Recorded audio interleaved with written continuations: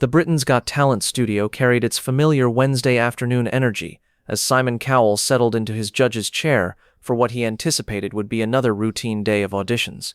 It was a warm July afternoon in 2024, and the iconic red curtains framed the stage where countless dreams had been both realized and shattered over the years. Simon adjusted his signature black t-shirt and took a sip of his tea, mentally preparing himself for the parade of hopeful performers that awaited. At 64 years old, Simon had achieved unprecedented success in the entertainment industry, accumulating wealth, power, and global recognition that most people could only dream of. Yet beneath the surface of his professional achievements lay a profound emotional emptiness that he had been carefully concealing from everyone around him. The truth was that Simon's intimidating persona and ruthless business practices had gradually eroded his ability to form genuine personal relationships, leaving him surrounded by employees, business associates, and sycophants, but utterly devoid of authentic friendship. 7-year-old Isabella Rodriguez from Manchester was not scheduled to perform. She had come to watch the taping with her grandfather, Carlos Rodriguez, a retired sociology professor who had brought his granddaughter during the school holidays as an educational experience. Isabella was an unusually perceptive child, with dark curls and intelligent brown eyes that seemed to see beyond surface appearances to underlying emotional truth. She had grown up listening to her grandfather's discussions about human behavior and social relationships, absorbing more understanding about authentic connection than most adults possessed. What made Isabella's presence particularly significant was her recent experience with her own social dynamics at school. Isabella had been learning about the difference between genuine friendship and relationships based on fear, popularity, or personal gain. Her grandfather had been teaching her to observe how adults interacted and to recognize the signs of loneliness, even in people who appeared successful and powerful. The audition process was running smoothly when a singing duo took the stage for what should have been an encouraging performance. The two young women were clearly nervous, and when they struggled with harmonizing during their chosen song, Simon's reaction was characteristically harsh. "That was absolutely dreadful," Simon announced with his trademark cruelty. "You've managed to take a beautiful song and turn it into something that sounds like cats fighting in an alley. The pitch problems alone were enough to make me question whether either of you has ever heard music before." The women on stage looked devastated as Simon's words hit them like physical blows. Their expressions of hope and excitement rapidly transformed into humiliation and despair. "Honestly," Simon continued relentlessly, "I'm struggling to understand how you convinced yourselves that this was ready for public consumption. This isn't just bad, it's aggressively offensive to anyone with functioning ears." Isabella watched this interaction with the focused attention of someone who had been taught to analyze social behavior. She noticed not just Simon's cruelty toward the performers, but also the way the other judges reacted to his comments, with visible discomfort rather than genuine agreement or camaraderie.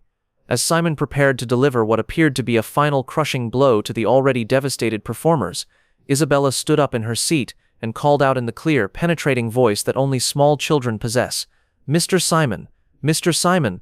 Simon, always slightly irritated by interruptions during his critiques, looked toward the small girl with visible annoyance. "Yes, what is it?"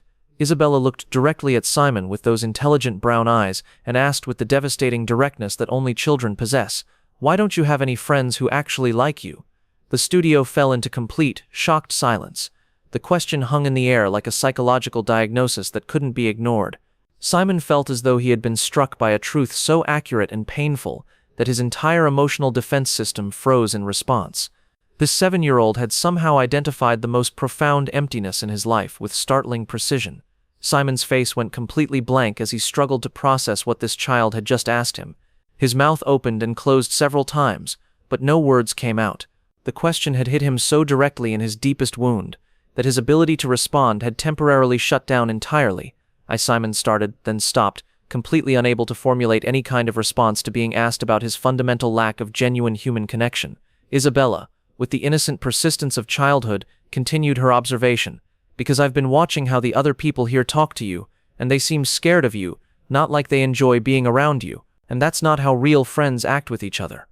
Simon felt something cold and terrible settle in his stomach, as this 7-year-old essentially diagnosed the transactional nature of all his relationships.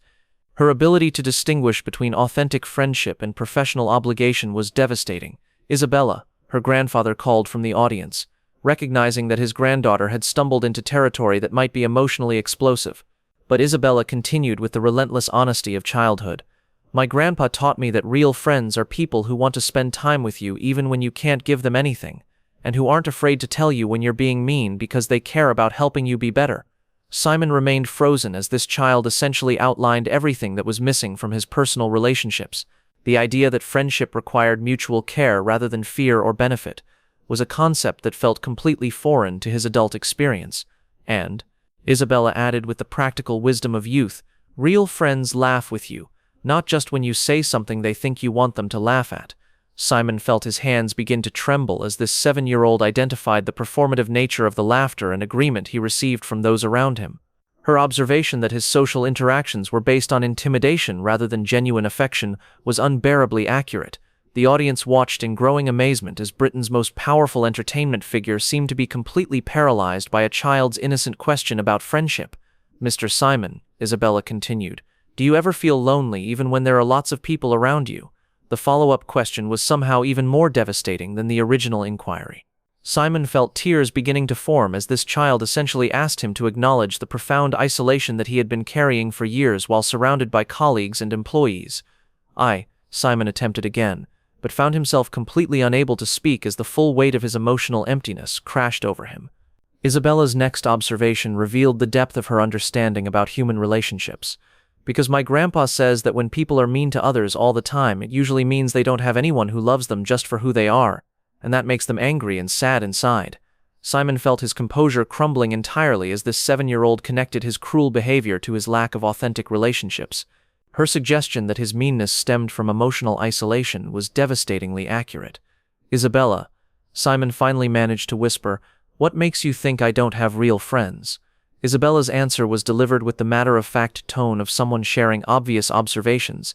"Because when you're mean to people, the other judges look uncomfortable, but they don't try to stop you or help you be nicer. Real friends would help you see when you're being hurtful, and would care enough to try to help you change." Simon felt something fundamental break inside him as this child pointed out that even his professional colleagues found his behavior disturbing, but were too afraid or indifferent to challenge him on it. And, Isabella continued, "Real friends would want to spend time with you when the cameras aren't on and when you can't help their careers. Do any of these people ever just come to your house to play games or talk about feelings?"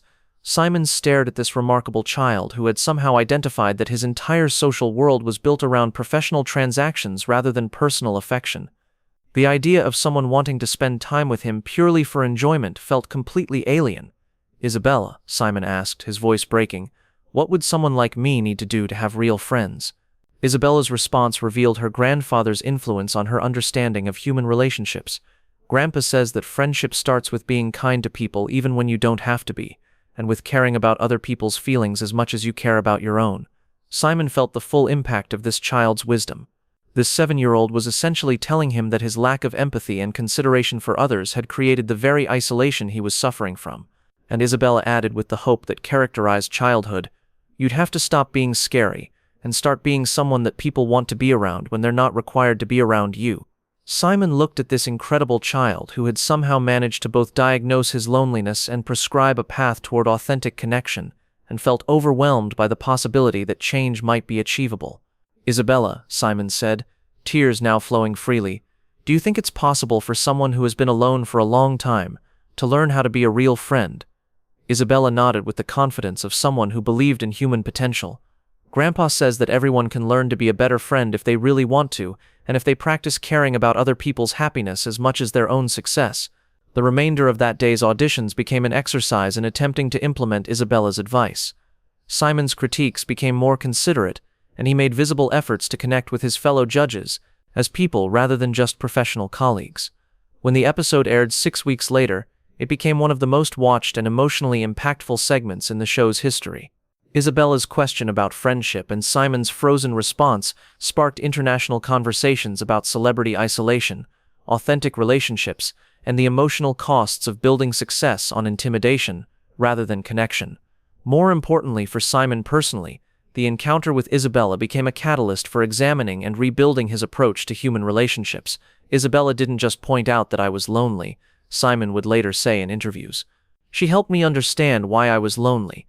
That 7-year-old forced me to confront the fact that I had built my entire life around being feared rather than being loved, and that had left me completely isolated.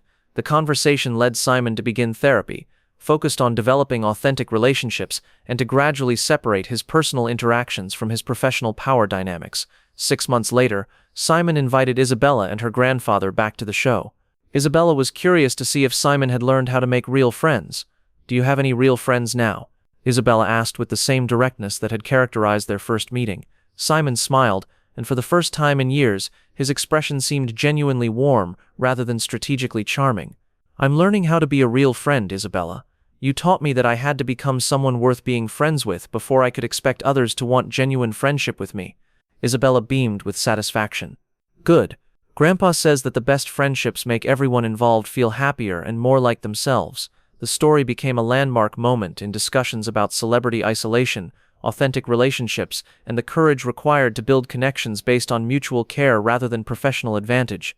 But perhaps most importantly, the conversation demonstrated that sometimes the most important insights about our emotional lives come from those who understand the difference between genuine connection and transactional relationships. In this case, a 7-year-old girl who recognized that true friendship requires vulnerability, kindness, and mutual care, and who had the courage to ask why someone with so much professional success had so little personal joy. Isabella's question about real friendship became a touchstone for Simon's ongoing transformation, reminding him that authentic relationships require the same dedication and effort that he had once applied to building his career, but with entirely different values and motivations.